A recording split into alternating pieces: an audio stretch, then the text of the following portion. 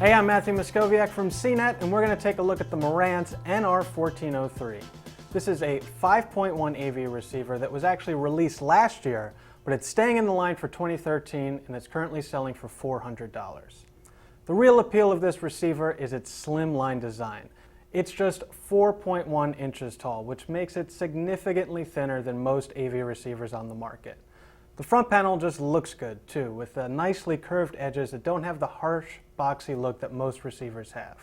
The receiver is relatively wide and deep though, over 17 inches wide and nearly 14.5 inches deep. So it's a good idea to double check the dimensions on your TV cabinet before making a purchase.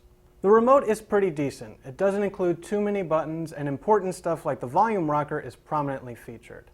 The remote on the step-up NR1404 is even better, so it's a little disappointing that you don't get that clicker with this model, but it's good enough, especially if you're planning on replacing it with a universal remote.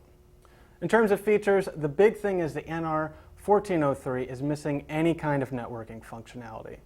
There's no built-in Wi-Fi or Ethernet, which means you're going to miss out on newer features like smartphone control, integrated streaming services, and AirPlay.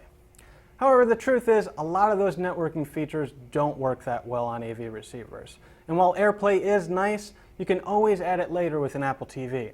So while the Marantz is missing a lot of checkboxes on a feature comparison chart, in practice it doesn't feel like you're missing that much. What the NR1403 does have is a lot of HDMI connectivity, including 6 total ports, including one on the front.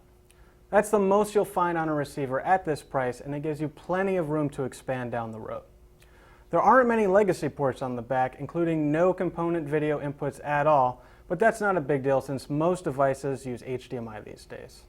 Now, a lot of people get worried about sound quality when they see a smaller design like this, but the Marantz sounded excellent in our tests. We had resident audiophile Steve Guttenberg give it a listen, and he was really impressed with how close it was to the much larger Sony STR-DN1040. Both music and movies sounded really dynamic and detailed, so even though it's a smaller overall package, you're not giving up any performance. But what the Marantz really comes down to is its unique form factor.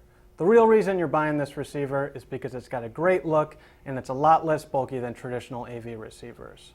You're giving up networking features, but that's a fair compromise if you're going to use other devices to stream anyways.